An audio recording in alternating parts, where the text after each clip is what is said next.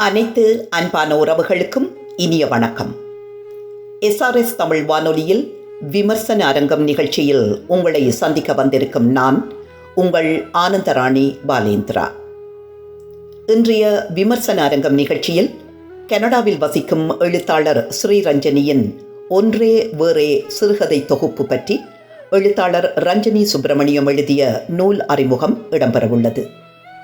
ஒன்றே வேறே சிறுகதை தொகுப்பு 2023 சாகித்ய விருது பெற்றது குறிப்பிடத்தக்கது. இந்த வேளையில் எனக்கு இந்த வாய்ப்பினை வழங்கிய SRS தமிழ் வானொலியின் உரிமையாளர் ரவிஷானுக்கு எனது மனமார்ந்த நன்றியை தெரிவித்துக் கொள்கிறேன். ஒலித்தொகுப்பில் உதவிய நிரா சுரேஷ், விளம்பர வடிவமைப்பில் உதவிய ஜெர்மனி தர்ஷினி ஆகியோருக்கும் எனது இதயபூர்வமான நன்றியை தெரிவித்துக் கொள்கிறேன். இன்று நான் வாசித்தளிக்கவிருக்கும் விமர்சன கட்டுரை பதிவுகள் இணைய இதழில் 8/12/2022 வெளியானது. விமர்சன அரங்கம். ஸ்ரீரஞ்சனியின் ஒன்றே வேறே சிறுகதை தொகுப்பு பற்றிய அறிமுகம். எழுதியவர் ரஞ்சனி சுப்பிரமணியம். வாசித்தளிப்பவர் ஆனந்தராணி பாலேந்திரா. சரளமான மொழிநடை என்பது ஒரு எழுத்தாளருக்கு வரமாக அமைவது.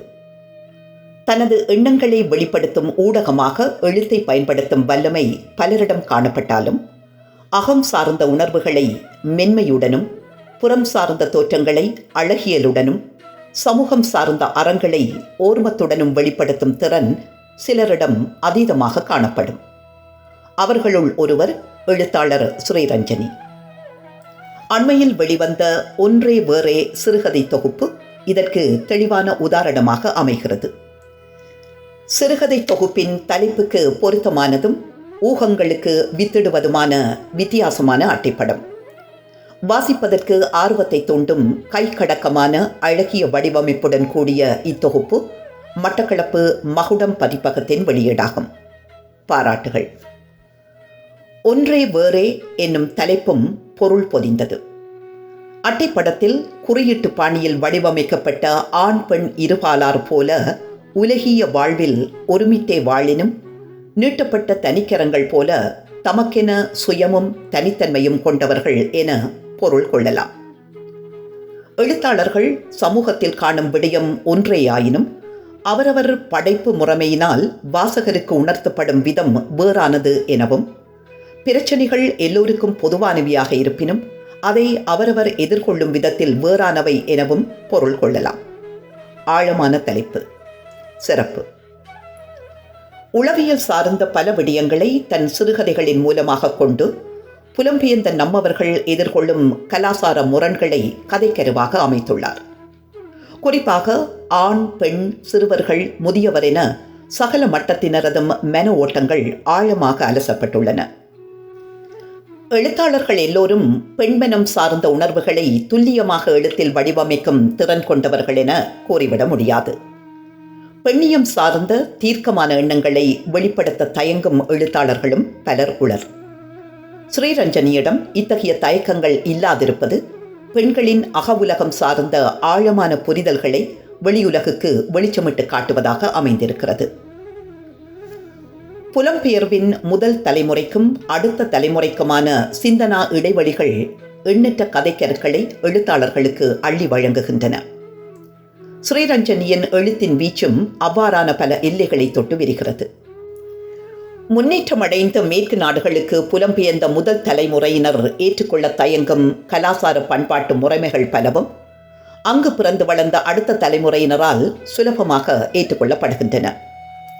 பெற்றோருடனான தலைமுறை இடைவெளிகளுக்கு மேலதிகமாக இளையோரின் மனதில் இவை புரிதலிலும் நெருக்குவாரங்களை உருவாக்குகின்றன.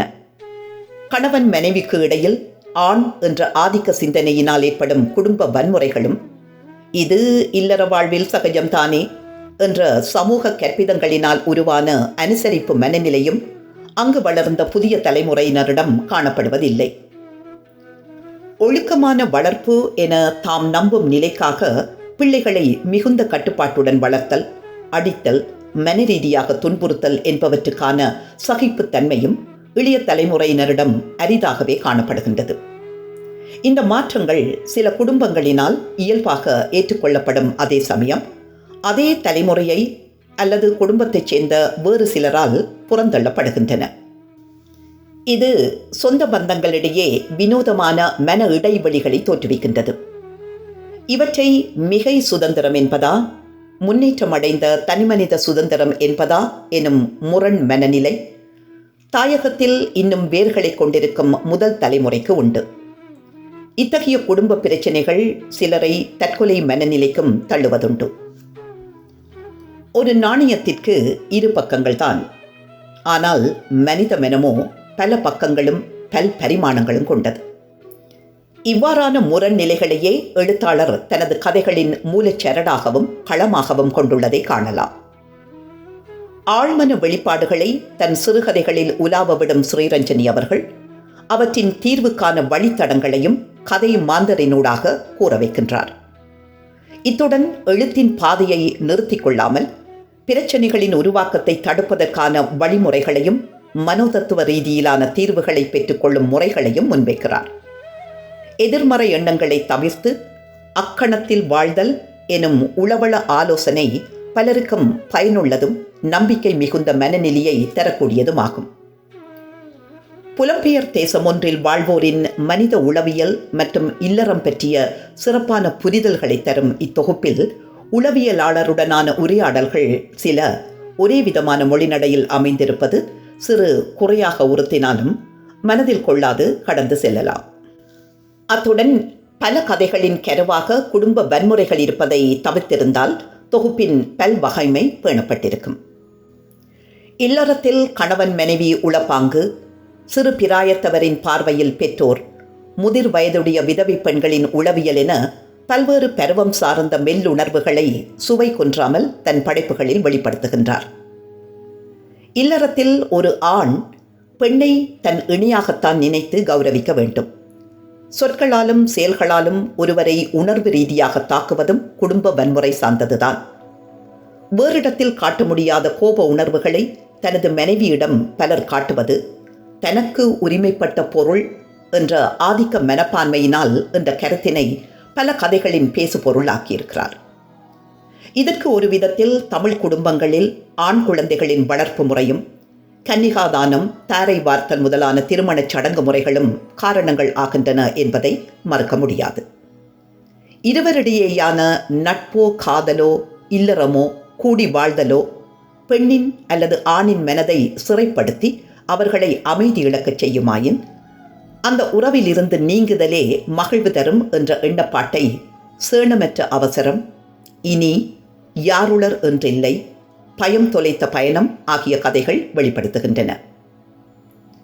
புலம்பெயர் தேசம் சென்ற முதல் தலைமுறை பெற்றோருக்கும் அங்கு பிறந்த பின்னிய தலைமுறையினருக்குமான புரிதல் பல மனச்சிக்கல்களை உள்ளடக்கி இருக்கின்றது.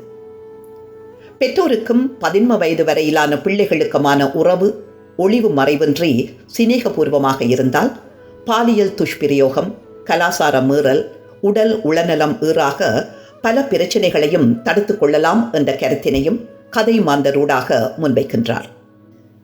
சிறுவர் பெற்றோர் மனநிலை சம்பந்தமான கதைகளில் மனதுக்கு மிக நெருக்கமான கொஞ்சலும் கெஞ்சலும் நிறைந்த உணர்வு பூர்வமான உரையாடல் மொழியினை கையாள்வது சிறப்பம்சம். பேசப்படாத மௌனம், ஒரு நாள், முகில் இருட்டில் கதைகள் இவ்வாறானவை. புதர் மண்டியிருந்த வீடு, ஒன்றே வேறே, காலநதி ஆகிய சிறுகதைகளில் விதவை பெண்களின் வாழ்வு, உணர்வுகள், எதிர்கொள்ளும் சிக்கலான மனநிலைகள் பற்றி சிறப்பாக பேசப்படுவதுடன் அதற்கான தீர்வுகள் ஆற்றுப்படுத்தலுடனும் நம்பிக்கை தரும் சிந்தனைகளுடனும் கூறப்பட்டுள்ளன. நோயுற்ற போது மறைந்த கணவனின் அரவணைப்பை நினைத்து ஏங்கும் பெண்மெனதும், இளம் விதவியாக மகனை வளர்த்தெடுத்த தாய் மனதின் தாபங்களும் மனதுக்கு நெருக்கமான மொழியில் அணுகப்பட்டுள்ளன. ஒன்றே வேறே சிறுகதை மார்பகம் பற்றியதான பெண்களின் கர்வத்தினையும், தாய்மை, பாலூட்டல் என்பவற்றின் மேன்மையினையும், மார்பக புற்றுநோய் பற்றிய அறிதல்களையும் ஒருங்கே கூறும் சிறப்பான படைப்பாக அமைந்துள்ளது. காலநதி நுணுக்கமான மனநிலையொன்றை கூறுகிறது. மகிழ்ச்சியற்ற திருமணம், விதவியான பின் மகளுடன் வாழ்வு என்று இயங்கும் 70 வயது முதிய பெண் இளமையில் ஈர்ப்பு கொண்டவனை தபுதாரனாக புலம்பெயர் தேசத்தில் காண்கிறார். அவர்களிடையே மனரீதியான அந்யோன்யம் ஏற்படுகிறது. பழைய நினைவுகளை மீட்டுகின்றனர். இந்த நெருக்கம் மகளால் சரியான விதத்தில் புரிந்து கொள்ளப்படாமல் இருக்கும் சங்கடமான சூழ்நிலையில் தன் சுயத்துக்கு மதிப்பளித்து தனக்காக தன் விருப்புக்காக வாழ நினைக்கும் அப்பெண் மகளை பிரிந்து அருகாமையில் ஓரிடத்தில் தனித்து வாழ முடிவு செய்கிறார். பெண்கள் எந்த வயதிலும் மற்றவரை சார்ந்து வாழும் வளமையான போக்கினை மறுதளிக்கும் புதிய சிந்தனை. தாயினதும் மகளினதும் உணர்வு நிலைகளும் புரிதலில் ஏற்படும் மாற்றங்களும் துல்லியமாக வெளிக்காட்டப்பட்டுள்ளன. நிறைவேறாத முதற்காதலின் நினைவுகள் நனவிடை தோய்தல்களாக ரம்மியம் தருகின்றன. குறிப்பிட்டு கூற வேண்டிய மற்றுமொரு படைப்பு சங்கர். இறுதியில் வரும் ஒற்றை சொல்லால் கதையின் முடிவு எதிர்பாராத தளத்துக்கு கொண்டு செல்லப்படுவது இக்கதையில் பாராட்டப்பட வேண்டிய உத்தி. இங்கு பேசப்படும் விடயங்கள் புலம்பெயர்ந்த நம்மவர்களின் சமூகம் ஒன்று எதிர்கொள்ளும் பிரச்சினைகளை பல முனைகளிலும் தொட்டிச் செல்கிறது. பல்வேறு சிரமங்களை எதிர்கொண்டு புலம்பெயரும் ஆண்கள் தமது மனைவி பிள்ளைகளை நன்னிலையில் வாழ வைக்க மேற்கொள்ளும் கடின முயற்சிகள் நியாயமே. ஆனாலும் மேற்கு நாடுகளில் பெண்களுக்கு தரப்படும் அளவுக்கு அதிகமான சுதந்திரம், இதன் காரணமாக தம்மை இம்சிக்கும் கணவரை போலீசில் பிடித்துக் கொடுக்கும் மனைவியர், தமது உழைப்பு மதிக்கப்படவில்லை என மனம் புழுங்கும் கணவர்கள், இவ்வாறான குடும்ப வன்முறையாளர்களுக்கு தரப்படும் உளவள ஆலோசனைகள் மற்றும் சட்டத்திட்டங்கள், மீண்டும் சேர்ந்து வாழ்வதாயின் அதற்கான வழிமுறைகள் என பல்வேறு தளங்களில் விரியும் கதையில் கணவன் தன் மனமாற்றத்தினை கோரி மனைவியுடன் இணையும் விருப்பினையும் உளவியலாளர் மூலம் எழுத்தில் வெளிப்படுத்துகின்றான். வாசகராக நாமும் மகிழ்ச்சியும் திருப்தியும் ஆறுதலும் கொள்ளும் நிலையில் கொடுப்புக்கால் சிரித்தபடி அங்கிருந்து விலகும் கணவனை பார்த்து மனம் ஒரு கணம் அதிர்ந்து போவது நிஜம். கொடூரமான அந்த ஒரு சொல்லின் பின்னிருக்கும் ஊகிக்கக்கூடிய எதிர்கால நிகழ்வுகள் மனைவியின் கொலை வரை மிகவும் பயங்கரமானவையாகவும் இருக்கலாம் என உள்ளுணர்வு எச்சரிக்கின்றது.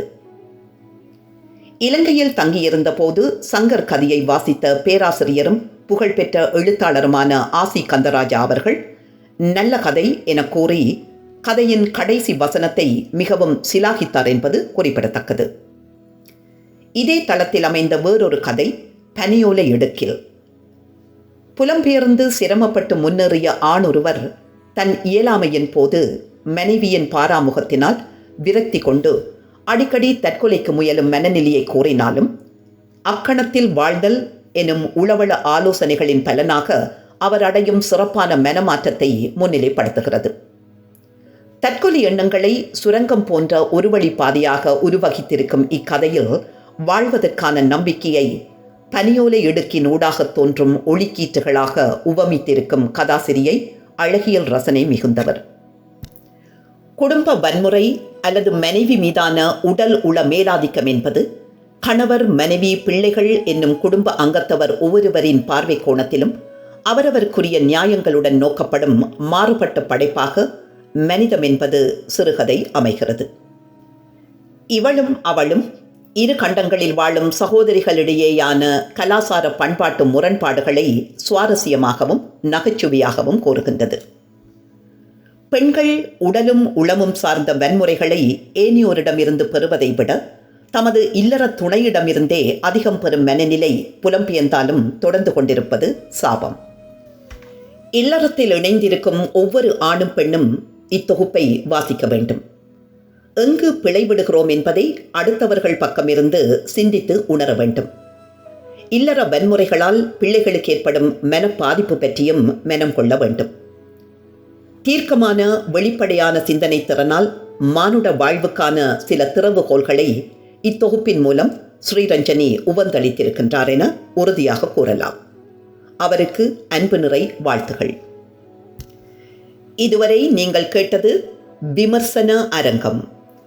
ஸ்ரீரஞ்சனியின் ஒன்றே வேறே சிறுகதை தொகுப்பு பற்றிய அறிமுகம். எழுதியவர் ரஞ்சனி சுப்பிரமணியம். வாசித்தளித்தவர் ஆனந்தராணி பாலேந்திரா.